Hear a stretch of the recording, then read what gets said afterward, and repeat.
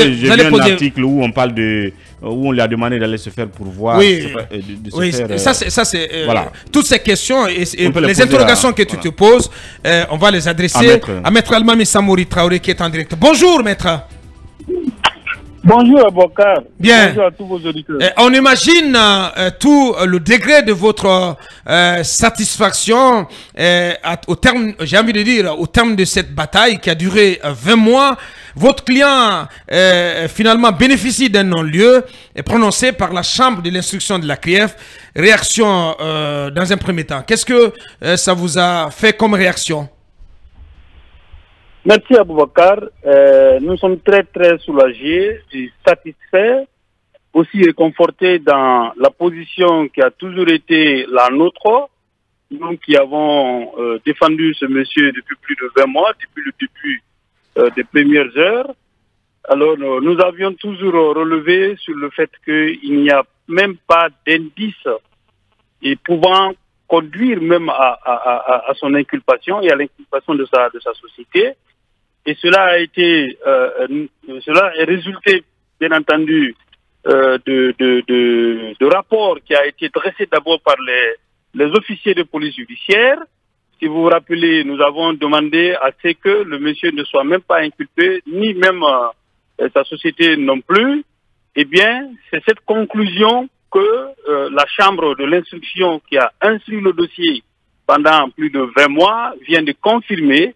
Et avant même cette chambre d'instruction, il y a, je vous rappelle, 3 rapports de la cellule nationale de traitement des informations financières qui étaient parvenus à la même conclusion en disant qu'il n'y a même pas d'indices.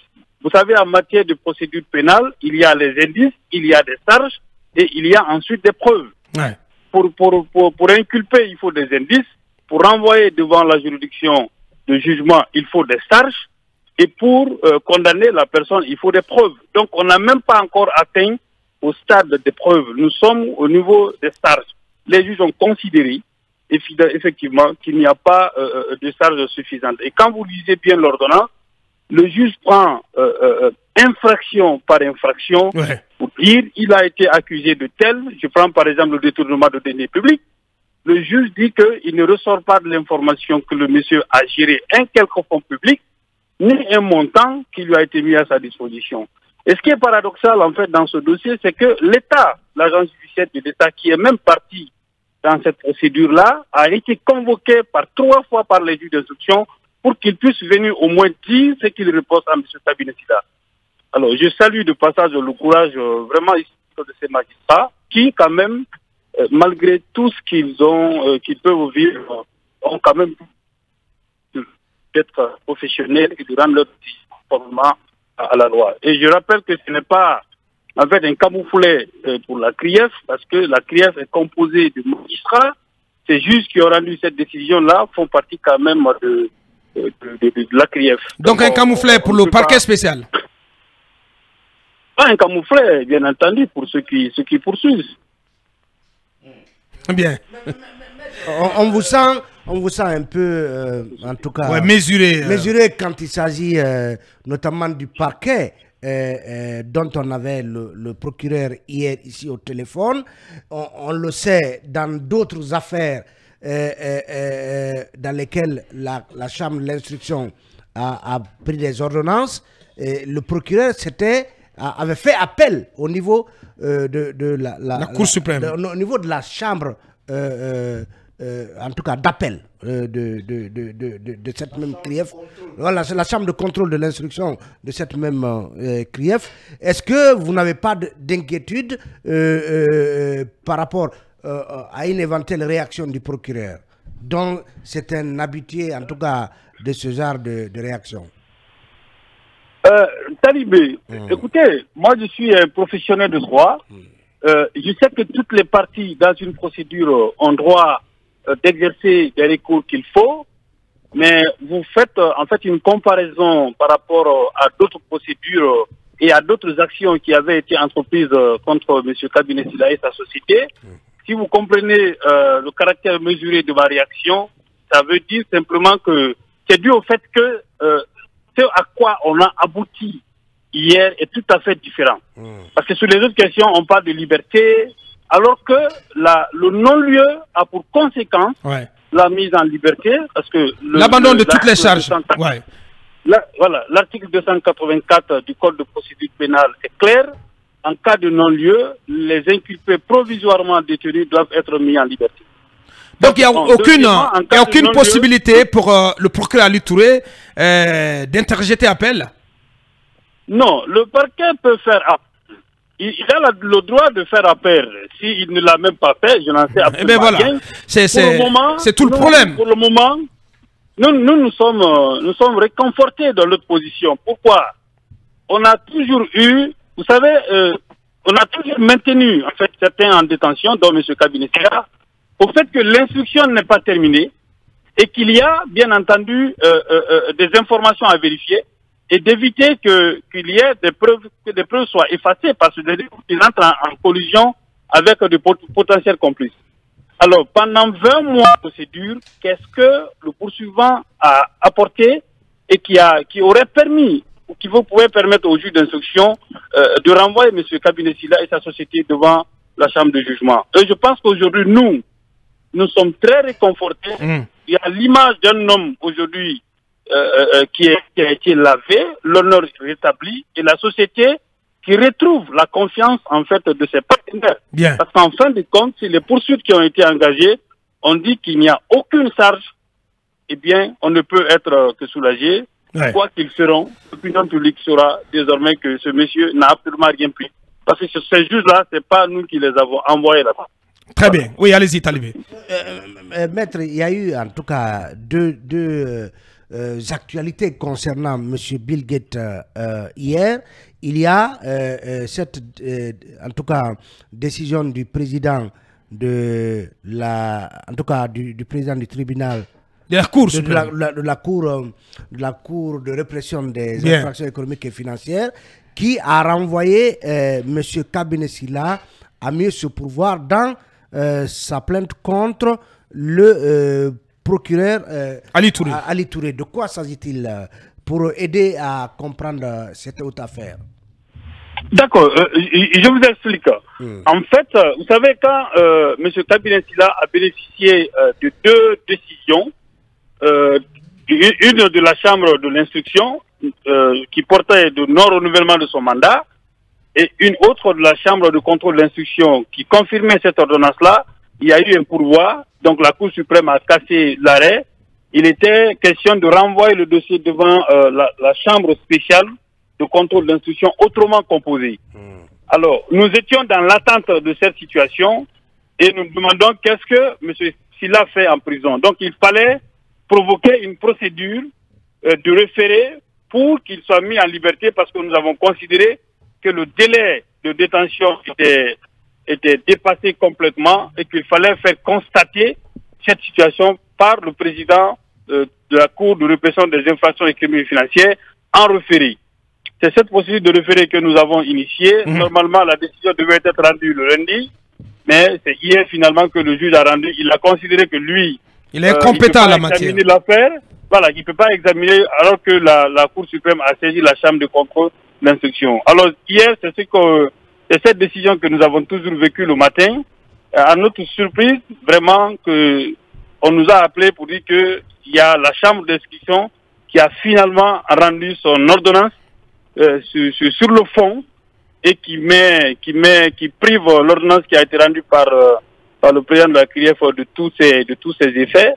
Alors pour nous, c'est vraiment un soulagement. À quoi devrait-on s'attendre désormais dans ce dossier? Si jamais le procureur Ali Touré venait à interjeter appel, ça voudrait dire tout simplement que votre client ne sortira pas de prison, en tout cas de sitôt. Et sur les comptes, en fait, en ce qui concerne les ordonnances de main levée et de restitution des biens de M. Silla Bill Gates et de sa société, ces ordonnances doivent-elles s'exécuter aussitôt, en tout cas dans la foulée des décisions prises par la Chambre de l'instruction? Comme je l'ai dit tout à l'heure, moi je me dirige vers la CRIEF pour demander au procureur spécial de nous donner l'ordre de mise en liberté de M. Kabinet Silla. L'article 284 est très clair. Les inculpés provisoirement détenus sont mis en liberté. Nous allons chercher cette décision-là. Nous espérons qu'il va effectivement l'exécuter. Je ne pense même pas qu'il soit lui-même à l'aise par rapport à cette situation. Deuxième chose, par rapport aux ordonnances, je rappelle que c'était des mesures conservatoires. Et bien entendu, par exemple, la saisie des immeubles, voilà, tout tombe. Tout tombe à l'eau. Normalement. Ouais. Et nous attendons ce qui va se passer, puisque souvent nous sommes dans des situations de non-droit. Mais je pense que ce dossier même est un honneur pour la CRIEF. Ouais. C'est un honneur parce que, voilà, pour une fois, on aboutit à un non-lieu dans un dossier. Ouais, parce qu'il s'agit quand même, du travail de l'instruction. Et lorsque l'instruction conclut que les charges articulées contre un prévenu ne tiennent plus, se sont dégonflées, je ne sais plus qu'est-ce qui pourrait se passer. Oui, voilà. C'est important quand même, c'est le travail de l'instruction. En fait, ce qui s'est passé, dans d'autres dossiers, il y a eu des renvois, le parquet s'est réjoui du fait que, effectivement, les gens ont été renvoyés et que les juges d'instruction ont conclu qu'il y a des charges. Et maintenant, les juges d'instruction disent qu'il n'y a pas de charge contre M. Kabinet Silla. Ouais.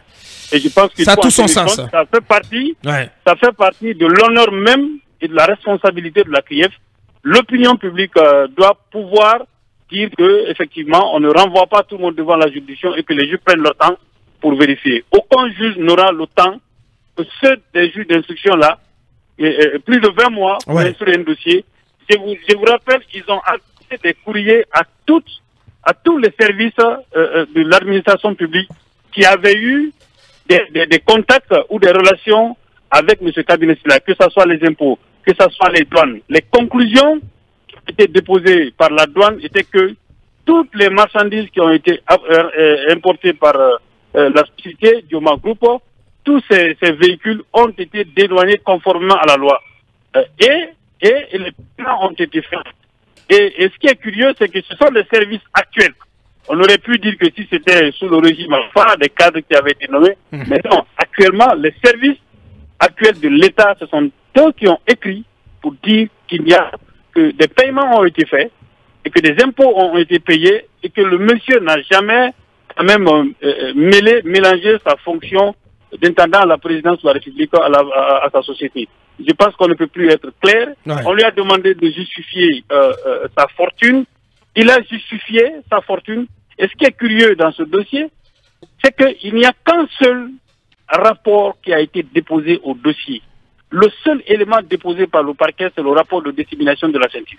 Et ce rapport a été démonté pièce par pièce. Et vous remarquerez dans le raisonnement des juges d'instruction qu'ils ont tenu compte de tous les aspects de la procédure. Quand vous lisez l'ordonnance, vous vous rendez compte qu'ils ont fait un travail sérieux et remarquable. Sincèrement, je félicite personnellement ces magistrats. Ils doivent être fiers d'eux-mêmes d'avoir rendu une décision conforme au droit. Oui, une décision tout à la fois courageuse. Oui, vous dites? Je demande si la CRIEF est-elle finalement indépendante au vu de cette démarche, maître. Non, en Quelle fait, démarche?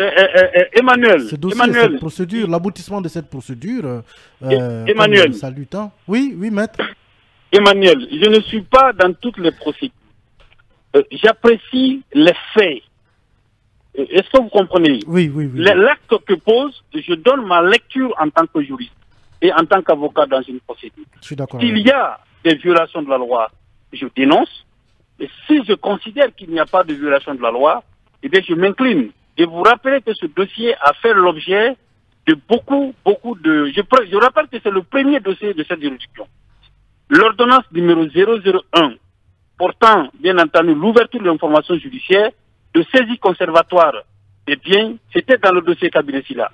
Beaucoup de dossiers sont arrivés après, dont l'instruction a été terminée. Je rappelle que c'est d'abord le dossier le plus complexe en termes de procédure, en termes d'investigation. Ils ont pris tout leur temps, parce que tout le monde savait quel était quand même l'acharnement qui était derrière lui. Il fallait que les juges prennent leur temps pour pouvoir vérifier. S'ils ont abouti à cette conclusion, et ce n'est pas que seul, même les gendarmes, la direction centrale des investigations judiciaires, ont abouti à la même conclusion depuis mars 2022.